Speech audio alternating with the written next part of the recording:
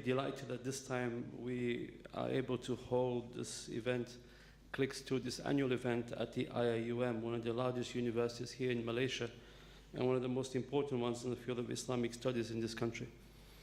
Let me welcome every and each one of you to this event. I'm really happy that this is our third year for this event, for this conference, and that the numbers are growing and the interest is growing in this whole endeavor of doing theology or renewing our Islamic theology. I want to express my thanks to Dr. Muhammad Abdul Qayyum, the Dean of the Kuala of Islamic Revealed Knowledge and Human Sciences at the IIUM, for so graciously allowing us to host this event here. And I'm delighted that we were able to do it at the IIUM, and we hope to be able to do so also in the future. And I'm delighted also that so many of you students here have been able to attend today, and I hope that you take part vigorously over the next 4 days in the various presentations that will be made. I want to thank Dr. Amran Muhammad and his team of volunteers who have made this possible. He has been a steadfast partner of ours, and I'm really heartened that the circle of partnerships and acquaintances that he's developed over the years has been growing. And I think that's something that will benefit this whole effort of developing a theology that is relevant for the times, in the spirit that is there to engage other partners sincerely in an effort of discussing honestly the issues that we have and working in partnership with one another. I also want to thank the Organization of Malaysian Islamic Wisdom for partnering with us in this event. I also want to thank the John Templeton Foundation, particularly Dr. Michael Murray, who has been a steadfast partner for the last few years in this endeavor of developing an Islamic discourse that also engages with the rest of the world. I want to thank our senior instructors. We have partners here, instructors, leading Islamic thinkers who have been with us for the last 3 years, and also new faces of scholars who are coming here for the first time in our event.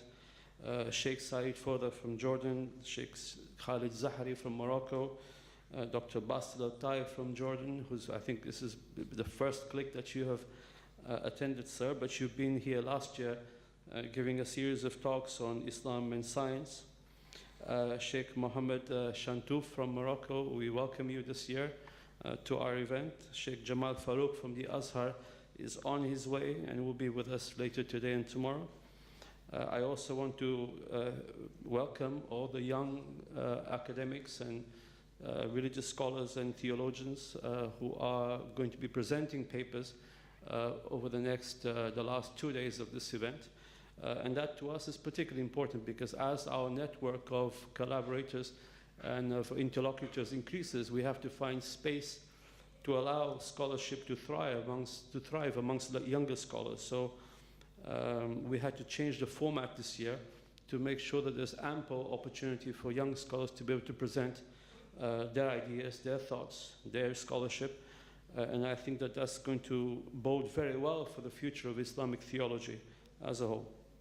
So I have scholars that have come from Malaysia, from here, from this country, from Indonesia, from India, from Libya, from Morocco, from Egypt, from North America, from Europe, from Jordan, Syria. We even have scholars from Saudi Arabia. And they both come from academic institutions, established academic institutions around the world, and also from religious seminaries. So that balance between academia and religious traditional knowledge is a conversation that we wish to continue to have. And also several women scholars this year, which is it's a number that is growing, and we hope to encourage more female scholarship in the field of Kalam, and that's important to us. In 2016, the topic that we discussed was the crisis of theology in the modern world. If you recall, Dr. Arif Nayed and Sheikh Said Foda gave the keynote presentations at the Islamic Arts Museum in Kuala Lumpur. And that to us was very important, to situate the discourse within a heritage that has a tremendous intellectual capacity, that has a tremendous religious patrimony. And we wanted to perhaps convey the sense of wholeness of this tradition that engages not just the sciences, the human sciences, but also the arts and the spiritual and theological tradition too. In 2017, the focus of our KLIKS program was on engaging with postmodern theology, and we had some very important presentations that were delivered by senior theologians.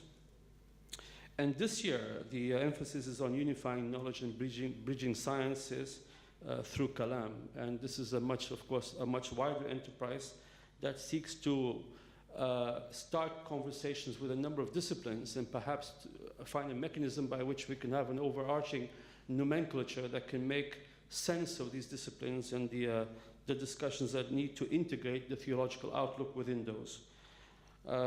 We also have widened the discussion with interlocutors, and I'm glad that that keeps happening, because part of our goal is to create a network of theologians, scholars, philosophers, scientists, artists, and so on around the world. And I'm glad that this particular network of like-minded individuals and institutions is growing, and it enables us to widen the conversation, to bring greater capacity and ability into this discussion, and to be able to fine-tune elements in our scholarship. And I hope that that continues happening. We at KRM had a very busy year this year. We launched a book on occasionalism, which has become a set text in some universities around the world. We held a Maturidi conference in Amman, Jordan, which brought a number of very important scholars in Analytic Kalam to perhaps also help in its revival. We published several books co-published with Sheikh Said Fouda, authored by Sheikh Said Fouda and his students this year. We will be launching the Kalam Journal, which is a biannual journal, next week, and that will be available free of charge online. And it's another forum by which you can engage by submitting articles or book reviews and other discussions.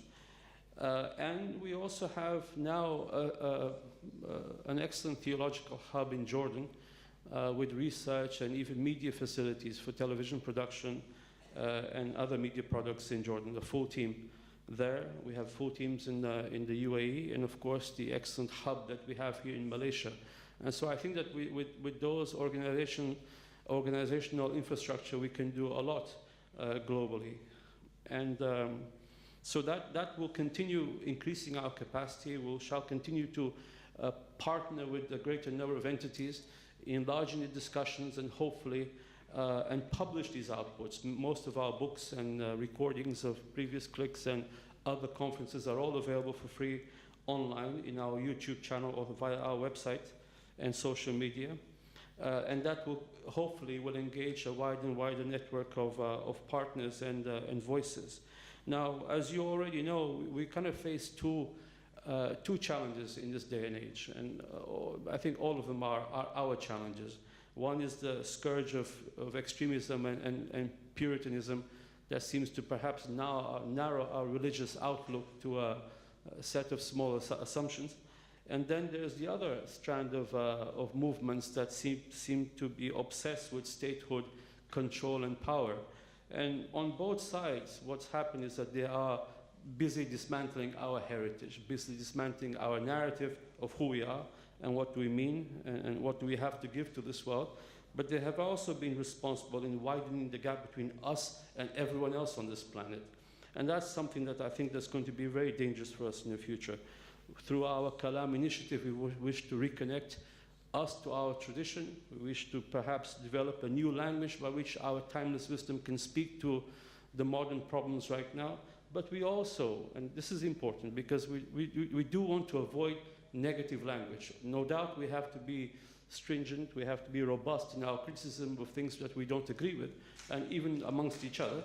And we have to, in a way, perhaps do it sometimes forcefully through language.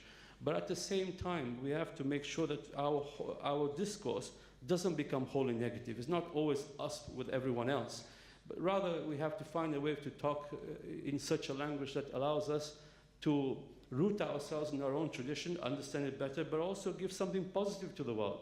You know, I think that that's something that we need to take very seriously. What are we contributing to the world that we live in?